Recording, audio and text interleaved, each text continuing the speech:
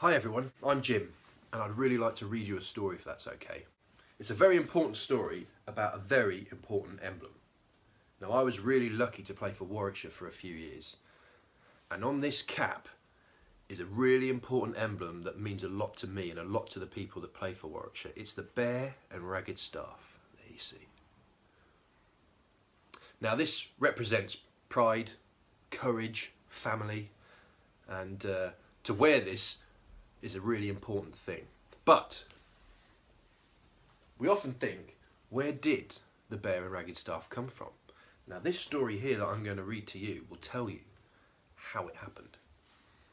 And the story is called The Legend of Morvidus, the Bear, the Bat and the Ragged Staff. And it's written by Rachael Wong, and I've done the illustrations. I hope you like it. Here we go. And that is the story of how brave Morvidus fought the giant and brought peace to Warwickshire, said the lady who was showing Alex's class around the old castle. I hope you've all enjoyed your day with us here, but now it's time for you to go home. Alex smiled at Mum. He enjoyed the school trip and liked it when Mum came to help. She always told really good stories on the bus. That evening, when he got home, Alex packed his new cricket bag very carefully. He put it next to the front door, ready for the morning. Tomorrow, Alex would be playing in his first ever cricket match for his local club. He knew he had to make sure he had packed everything he needed. Pads, helmet, gloves? Asked Dad. Alex nodded. And your bat, of course, added Dad. Of course, Dad, replied Alex. Alex walked slowly up the stairs to get ready for bed. Although he was very excited about playing in his first match, he was also quite nervous. His coach Tom had said that everyone would get a turn to bat and bowl in the match. Alex had been to watch lots of cricket matches. His sister Izzy played for one of the Warwickshire girls' teams, and he liked going to watch her. Izzy bowled very fast. Alex loved the way her hair flew out behind her as she stormed into bowl. Sometimes you couldn't even see the ball when she bowled it. All you saw were the bails flying through the air, and the girl who was batting would then walk back to her team looking really disappointed. Mum was folding up the clean washing on the landing. What's up? She asked as Alex came up the stairs. I'm a bit nervous about tomorrow, Mum, replied Alex. Tom says it will be a game of pairs cricket, so we all bat and bowl. I like bowling, and Tom says I bowl straight, but I'm very worried about batting. What happens if someone bowls really fast at me like Izzy does? What if I can't even see the ball and I'm out before you know it? Or what if the ball hits me and hurts me? Mum smiled. Remember the story the lady at the castle told us today about brave Morvidus? Alex nodded. Mum sat down at the top of the stairs. Shall I tell you it again? She asked. I think it will make you feel more confident about your match tomorrow. Yes, please, said Alex, and he settled down next to Mum on the stairs to listen. Brave Morvidus was the Lord of Warwickshire a long time ago. He was said to be as brave and as strong as a bear. In fact, one of his friends even gave him a special wooden shield with a picture of a bear carved on it.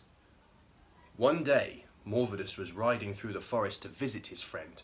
He kept a watchful eye on the forest as there were stories in the villages of evil monsters and giants who came out of the trees to harm people. Suddenly, Morvidus heard a noise close by in the bushes.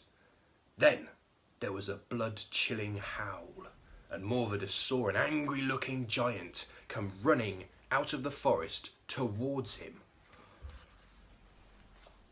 The giant was twice as tall as Morvidus. He was completely bald and had wild, staring eyes. His teeth were as sharp as knives, and his hands were as big as shovels.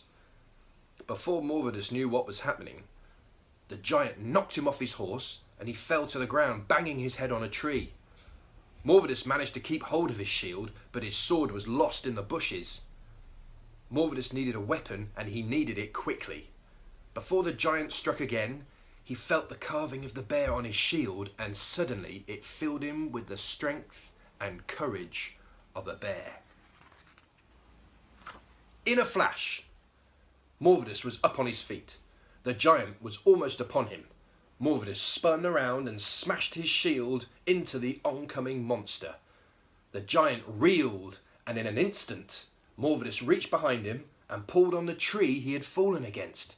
Such was his new strength, the tree came clean out of the ground. While the giant struggled to his feet, Morvidus quickly stripped the branches off the tree and turned to face his enemy, holding the tree before him like a staff. As the giant approached, Morvidus swung his staff with such might that it knocked the giant clean off his feet. The giant was so large and he hit the ground so hard that all the trees in the forest shook. Morvidus stood over the giant and said, "Enough! Go back into the forest and never trouble me or my people again."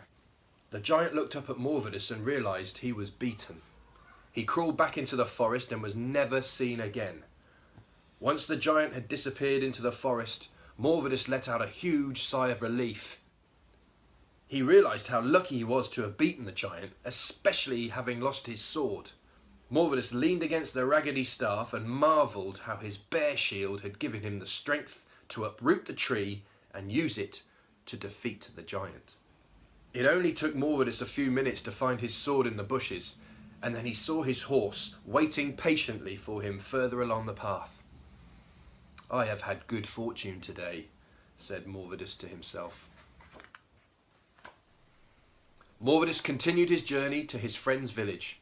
When he arrived and told his story, there was a big feast in celebration of the defeat of the giant. Some of the men in the village went into the forest and brought back the raggedy staff Morvidus had used. It was put up in the village and the children danced around it. Before Morvidus returned home, he had the shape of the raggedy staff carved on his shield alongside the bear. For many years, thanks to Morvidus, there was peace in the land and the people lived well. The bear and the raggedy staff lived on as a symbol of strength and courage long after Morvidus.